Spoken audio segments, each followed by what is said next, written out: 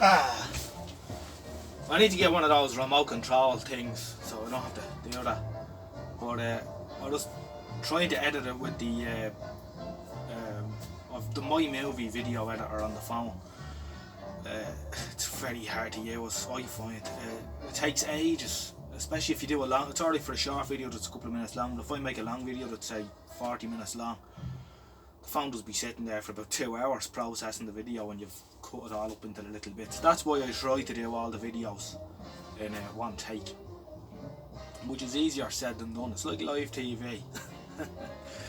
Alright, first off the bat, I want to thank a few people that have been commenting. This isn't an exhaustive list, but code is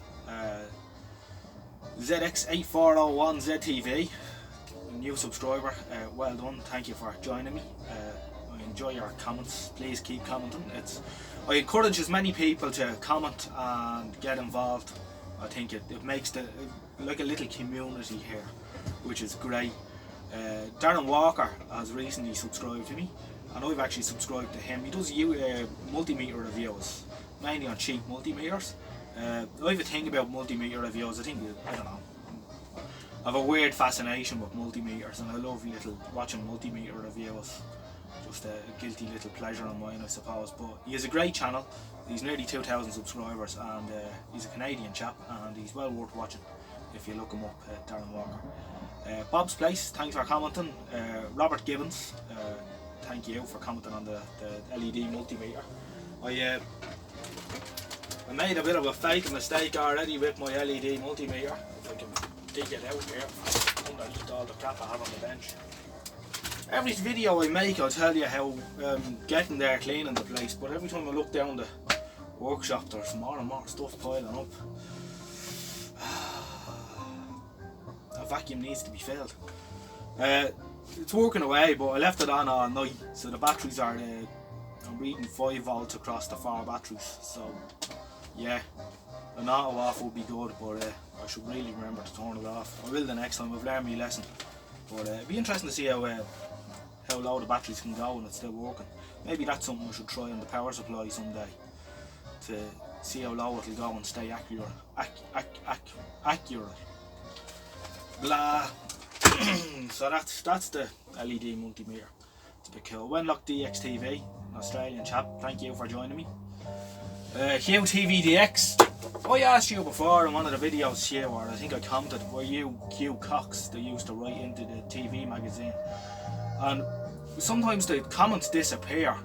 I know you did write back, but I couldn't read the comment, so whether you are, and I don't know if you want to comment on that or not, but I'd be interested to know if you are the famous Hugh Cox. And Stephen Hall, you enjoyed the TV videos, so I'll keep knocking out as many of them as I can. And Lee Evans, I hope you're keeping well too. Anyway, that out of the way, and sorry for anyone that I missed.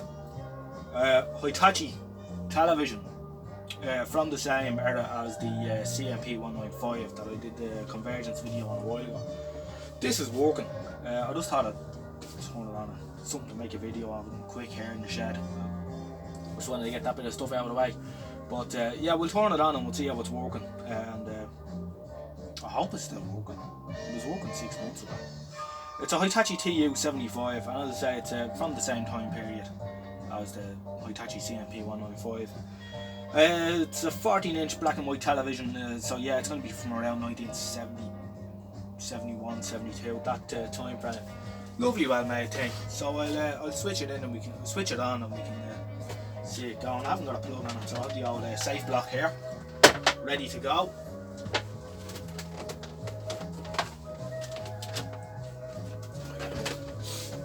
This is another one that I got, but I never did anything with yet. But you know, it needs a good deep clean. And I'll bring the phone in just there, so we can get a good look at it.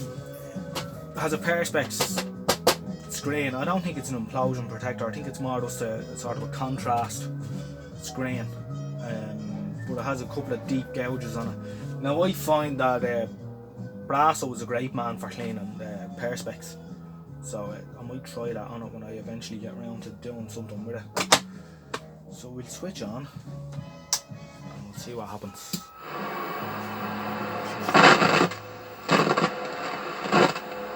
She still goes.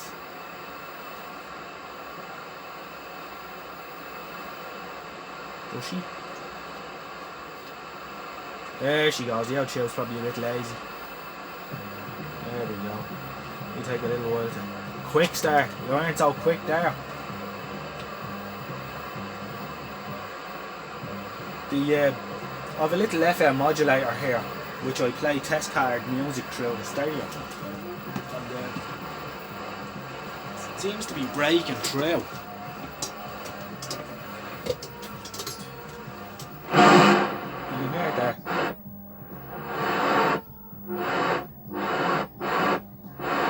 Interesting. This is the little 3 transistor transmitter kit that I did a video on a long time ago. So I built it into this data transfer box, and I put a BNC aerial on it, and the little light is off one of those, you know, the Christmas lights, the LED 2AA battery powered Christmas lights you get. It's one of those, so it's ultra low consumption, and the distance with it in the metal box and the well, I suppose it's a half-wave whip. It goes about 300 yards now, so. But I just use it here in the workshop. I find it handy. It saves me plugging stuff in and out of the stereo system and messing about. So that's that. I'll try and get a test card in this anyway for you, and you can see it in all its glory.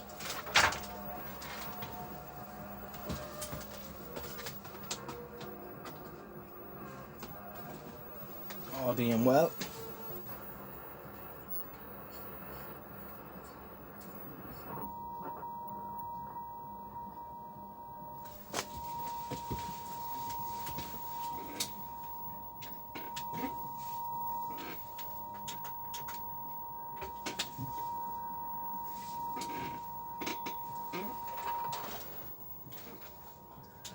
Go on, Daisy.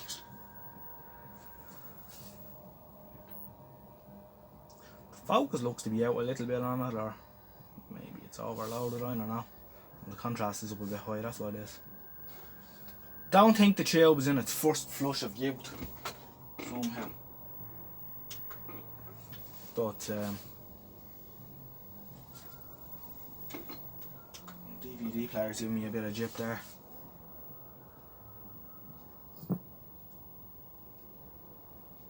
I don't know where the remote control is for the DVD player. Somewhere safe, no doubt. Or have I got? No, it's worse. I don't have the DVD in it. The DVD is somewhere else. So no test card F today. I think it's in a different player here somewhere. That kind of spoils that fun. Hold on there, see if I can find the doofer. Okay, so the best thing I could find there was the Servio box, which is breaking up and what have you, but it gives an idea of the picture on it anyway. No sound. It's a Freeview box that I put an RF modulator out of a Skybox into it, but it had never worked out quite right. The picture's very noisy on it. I think I need to work on the screening or filtering or something, but it gives you an idea anyway, so that's more or less it.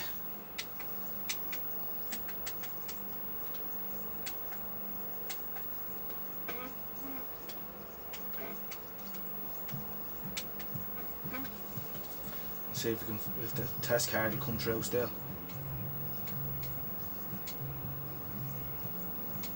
The aerial isn't wonderful here either, and they're about to reshuffle all the frequencies. You see here, viewer advisories. Everyone's gonna have to retune that box because they're clearing half the UHF band for 5G.